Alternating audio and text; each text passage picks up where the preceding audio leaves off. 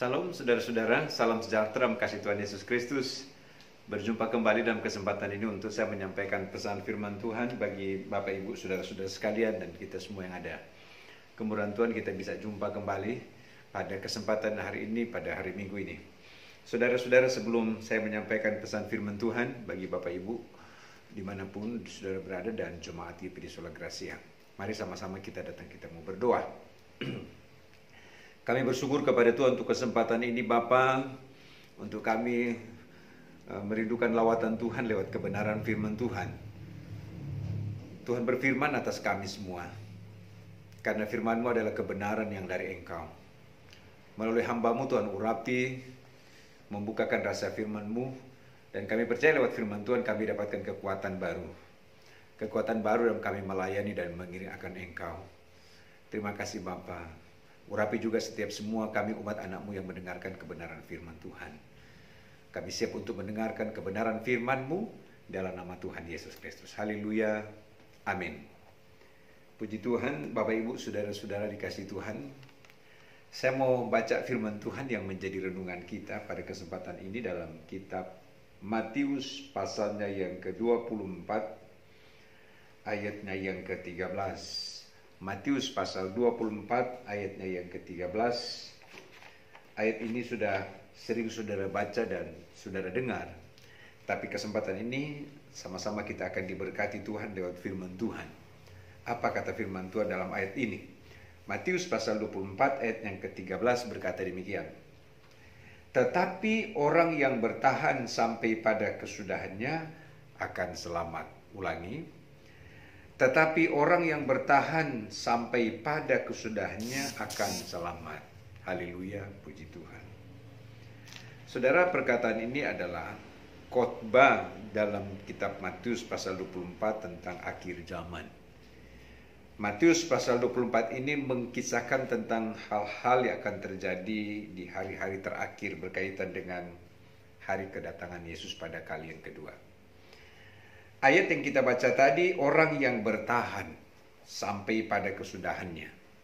Saudara, memberi pengertian juga bahwa apa yang ada di bawah kolong langit ini, saudara-saudara, suatu saat nanti akan berakhir, akan berkesudahan, akan selesai. Kita ada hidup di planet bumi ini tidak selamanya kita ada di sini, saudara-saudara. Sebab Alkitab memberikan sebuah jaminan bahwa suatu saat nanti dunia akan berlalu. Kehidupan alam semesta akan berlalu. Tetapi orang yang percaya, orang yang benar akan memperoleh hidup. Di ayat yang kita baca tadi, orang yang bertahan dalam dia menjalani hari-hari hidup. Saudara, kata bertahan di sini memberikan sebuah indikasi bahwa hidup ini berarti ada hal yang akan kita lewati. Ada banyak hal yang akan menjadi sebuah proses pergumulan dalam hidup yang menuntut kehidupan kita untuk kita mau bertahan di tengah kondisi-kondisi itu. Saya tidak tahu keadaan apa yang saudara hadapi di hari-hari hidup, saudara-saudara. Karena hidup di dunia ini dunia yang fana, yang penuh dengan berbagai penderitaan, penuh dengan air mata, penuh dengan berbagai pertandingan-pertandingan hidup. Tidak pernah lepas dari perjalanan kehidupan kita, saudara-saudara. Dan tentu hal ini ada dengan satu tujuan, untuk memproses kehidupan kita, untuk menguji kehidupan kita agar kita menjadi pribadi yang benar, bermutu dan berkualitas. Sebab kalau tidak melalui sebuah proses itu, kita tidak akan menjadi pribadi yang bermutu dan berkualitas. Saudara-saudara, firman berkata, mereka orang yang bertahan. Saudara yang dikasih Tuhan juga memberikan indikasi di sini agar supaya mereka yang bertahan menjalani hari-hari hidup ini, ya, mereka yang bertahan di dalam segala pergumulan kehidupan, bertahan dalam konteks seperti apa? Tapi bertahan dalam konteks adalah bicara tentang keyakinan percaya kita kepada Tuhan untuk tidak tergadaikan dengan dunia, saudara-saudara. Tetapi terus memiliki satu keyakinan iman percaya kita kepada Tuhan. Sekalipun kita menghadapi banyak tantangan dan pergumulan hidup. Saudara, ada orang yang tidak dapat bertahan ketika dia mengalami kondisi-kondisi yang seperti yang sudah saya katakan tadi. dia menyerah dan akhirnya dia tidak lagi memiliki sebuah persekutuan dengan Tuhan. Dan Tuhan tidak memberikan jaminan orang yang demikian. Yang Tuhan memberikan jaminan adalah mereka yang memiliki pertahanan dalam iman keyakinan ketika menghadapi masalah dalam hidup. Saudara mungkin mengalami masalah, persoalan, pergumulan dalam hidup. Sesuai dengan ayat firman Tuhan berkata, mari engkau harus mau bertahan. Selanjutnya kata bertahan di sini menunjukkan agar supaya kita jangan kalah dengan dunia ini. Ya. Kata bertahan di sini juga menunjukkan agar supaya kehidupan kita harus memiliki sebuah kekuatan. Ya. Bukan bicara kekuatan fisik, saudara. Tetapi kekuatan iman, kehidupan rohani yang terus bertumbuh di dalam Tuhan. Kalau enggak memiliki pertumbuhan rohani, maka otomatis iman kita akan mengalami kemerosotan. Tapi ketika kita memiliki sebuah pertumbuhan rohani dalam pelayanan, dalam pengiringan kepada Tuhan, maka iman kita makin akan terus bertumbuh dan bertambah. Maka kita akan bisa dapat bertahan menghadapi apapun yang kita hadapi. Ketika kita melihat di luar sana, saudara-saudara, dengan hari-hari yang engkau jalani dalam hidup, tidak sedikit tantangan yang kita hadapi, saudara-saudara. Pergumulan demi pergumulan yang kita hadapi. Kembali kepada dasar firman. Engkau harus bertahan di dalam Tuhan. Jaminan dalam Alkitab di sini dikatakan mereka yang bertahan, maka mereka itu yang akan selamat. Saudara, jangan pernah berhenti pengharapanmu kepada Tuhan.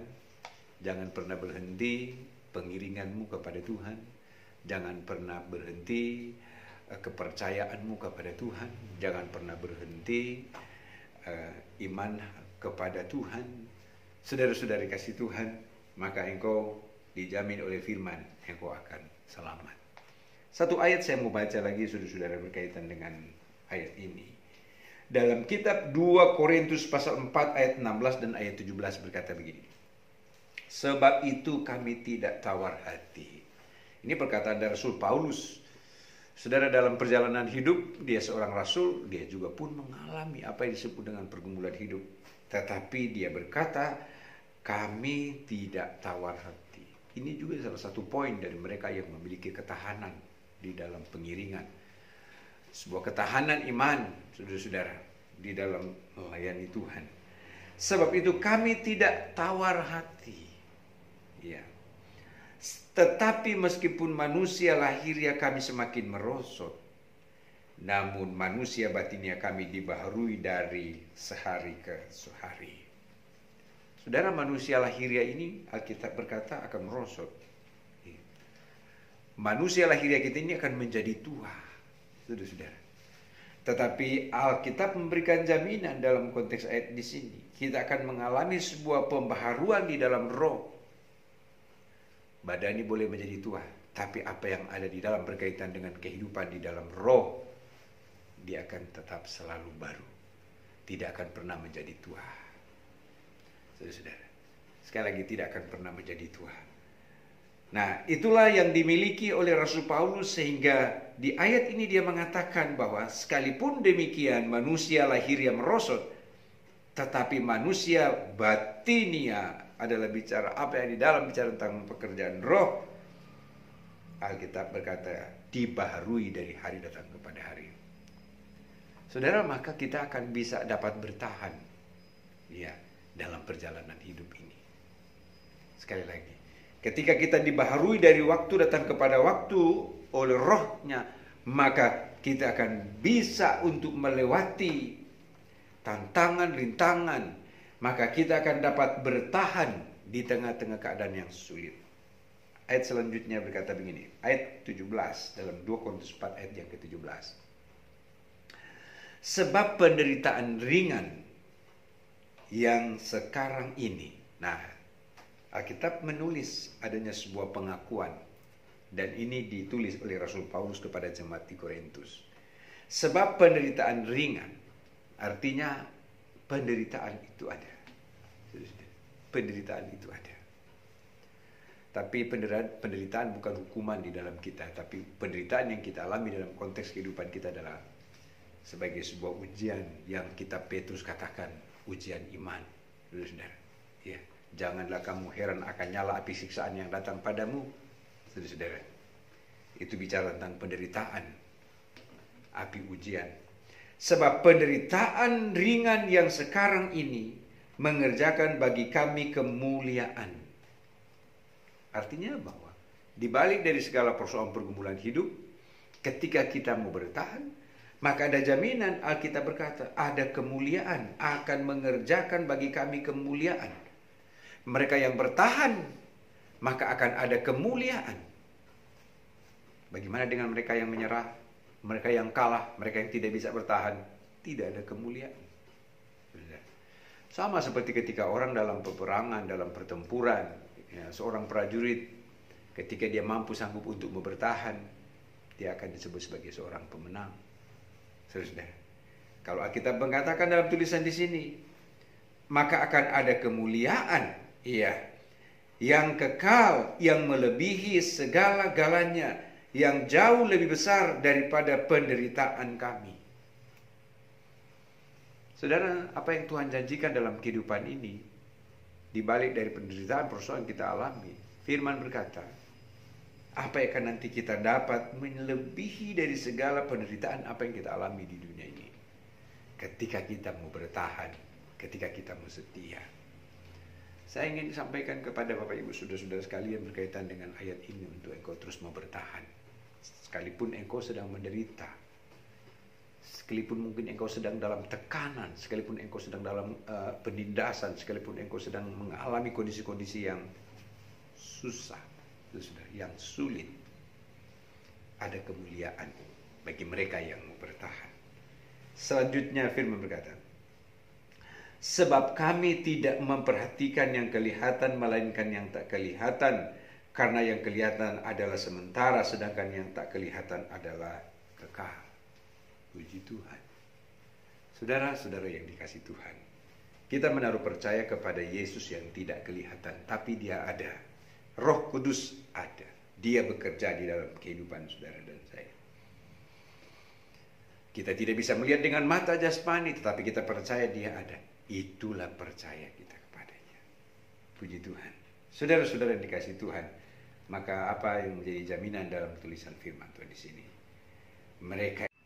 Sebab itu saudara-saudara yang dikasihi Tuhan, mari hendaklah engkau bertahan dalam keadaan apapun yang engkau sedang hadapi dalam hidup ini.